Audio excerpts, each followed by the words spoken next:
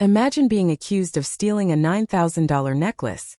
Not by a stranger, not by some random outsider, but by your own sister. One moment I was sitting in my own home, surrounded by the people I loved most in the world, and the next I was branded a thief. And if you enjoy stories like this, don't forget to like, share, and subscribe. And tell me in the comments what you would have done if it had been you. It started like any other day in our house, the kind of day where life feels normal, ordinary. The sun was streaming through the curtains, I could hear the faint hum of traffic outside, and my mother was bustling around in the kitchen. I had just come back from work, exhausted but quietly proud of myself. I had picked up groceries on the way, paid the electricity bill earlier that morning, and scheduled another tuition payment for my sister's college. No one in that house knew it was me who made sure the lights stayed on. No one knew it was me who stretched myself thin to cover the rent when my father's hours at work had been cut. And no one cared to ask who kept the fridge stocked or who made sure my sister's dreams didn't end halfway through her degree. I did it all silently, because family was supposed to be about love, about sacrifice. I thought they would appreciate it one day, but I was so wrong. I was sitting on the couch, scrolling through my phone, when I heard heavy footsteps storming down the hall. My sister appeared, her face pale, her eyes wide with a mix of fear and rage. She was clutching her jewelry box so tightly her knuckles turned white. My heart skipped a beat. Something was wrong. And then she screamed, "My necklace is gone. My $9,000 necklace. It's gone." The room fell into silence. My mother turned from the kitchen, my father lowered the newspaper he had been reading, and for a split second everyone froze. And then, almost as if rehearsed, their eyes locked on me. I frowned, confused, my phone still in my hand. "What are you talking about?" I asked. Her answer was sharp, cutting through the air like a blade. "Don't play dumb. You took it. You've been jealous ever since Dad gave it to me. Admit it." My jaw dropped. A bitter laugh slipped out before I could stop it. I thought she was joking, this had to be some sick prank, some twisted way to get attention. But then I saw her face. She wasn't joking. She was dead serious. Her eyes gleamed with accusation, and in that moment, I realized this wasn't about a necklace at all. This was about destroying me. My mother gasped, clutching the counter. "How could you?" she whispered, her voice trembling as if she had just watched me commit some unforgivable crime. "I didn't." I tried to speak, but my words were drowned out as my father rose from his chair, his face darkening. "Stealing from your own sister," he roared. "Is this what you've become? A thief under our own roof?" The world tilted. My breath caught in my chest. I hadn't even touched that necklace. I didn't even know where she kept it. My hands trembled, my throat tightened, and still I managed to choke out the words. "I didn't take anything. I swear." But no one listened. Not my mother, not my father, not even the sister whose entire life I had quietly carried on my shoulders. Their voices rose louder and louder, each accusation sharper than the last. "You've been acting strange lately. You always come home late. Maybe you needed money. You've never liked that necklace, have you?" It was madness. Their words cut deeper than any blade. How could they think this of me? How could my own blood, the people I sacrificed everything for, turn on me so quickly? I looked at my sister, desperate for a shred of truth in her eyes. But all I saw was satisfaction. A smirk tugged at the corner of her lips, subtle enough that only I noticed. My stomach twisted. She had planned this. She wanted me gone. My father's voice silenced the room. Cold. Final. "Get out." I blinked. My ears rang. "What?" "Get out of my house." His finger pointed at the door, unwavering, merciless. My chest burned. My knees weakened. My mother was crying, my sister was pretending to cry harder, and me? I was choking on disbelief. "Dad, please, you can't mean that." "I didn't." "Enough," he barked. "You've brought shame to this family. We can't even look at you right now. Leave." The walls of my home, the same walls I had kept standing with my own hard work, closed in on me. I felt like I couldn't breathe. Every memory of laughter, every sacrifice I had made for them, every quiet act of love I had given, all of it vanished in that moment, replaced with one cruel, ugly label: thief. I turned to my mother, hoping for even the smallest sign of doubt, of love. But she just shook her head, tears streaming down her face. "Just go," she whispered. And so I did. I walked to the door, my hands trembling, my chest aching as if my heart had been ripped apart. My sister's fake sobs filled the air behind me, her performance flawless. My father refused to look at me. My mother clutched her apron like she was holding on for dear life. The door creaked open, and the night air rushed in cold and unforgiving. My feet felt heavy as I stepped outside, the weight of betrayal crushing me. I closed the door behind me, the sound echoing like the final nail in the coffin of everything I had believed about family. The street was quiet. A dog barked somewhere in the distance. The air smelled of rain. I walked aimlessly, each step heavier than the last, my eyes stinging with tears I refused to let fall. My thoughts screamed inside my head, each one louder than the last. How could they? How could my own parents believe I was capable of this? Didn't they see me? Didn't they know me? I thought of every time I stayed up late, working double shifts to cover bills. I thought of every time I skipped meals so the fridge would stay full. I thought of every tuition payment I made for the same sister who had just destroyed me with a single lie. And that's when the anger started to boil. The kind of anger that doesn't just fade.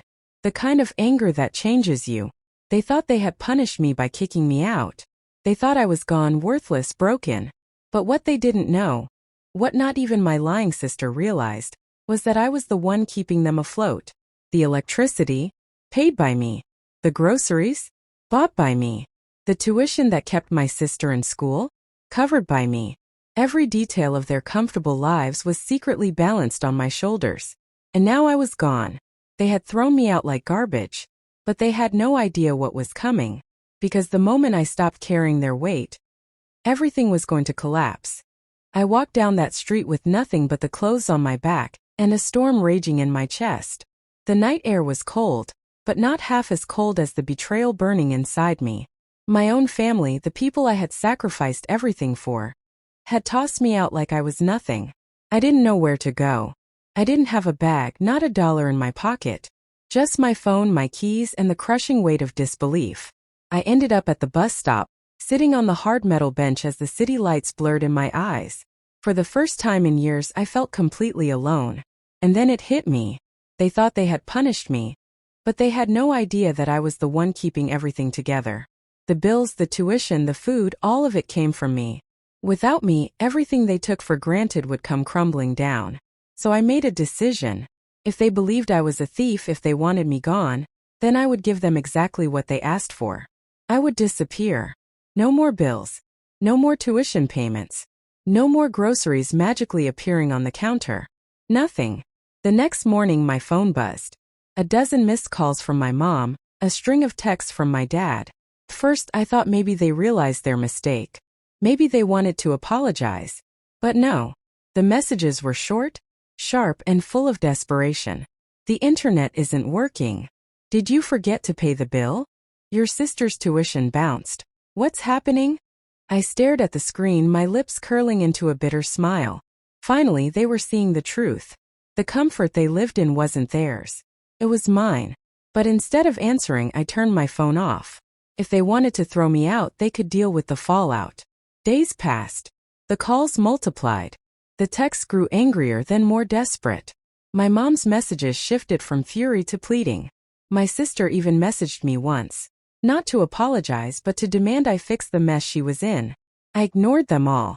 Meanwhile, I slept on a friend's couch. He didn't ask questions, he just let me stay. And for the first time I had silence. Space to breathe. Space to think. But silence also brings clarity. And clarity brings pain. I couldn't stop replaying the moment my father pointed to the door. The look in my mother's eyes. The smirk on my sister's face. It wasn't just betrayal. It was a knife to the heart. A week later I heard from a neighbor. They had stopped by my old house and seen the chaos firsthand. The power had been cut. The fridge was empty. My sister had dropped out of a class because her tuition payment failed. And my father was furious. But not at my sister. At me.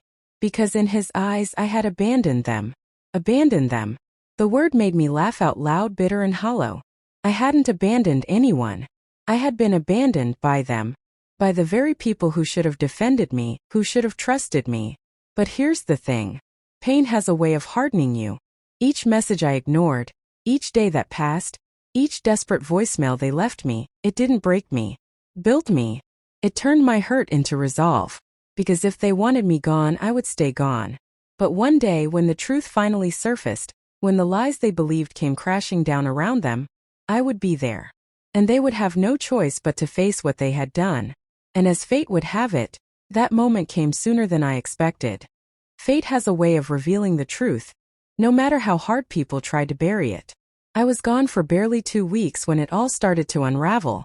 And the best part? I didn't have to do a thing. It began with the bills. The electricity cut off one evening, plunging the house into darkness.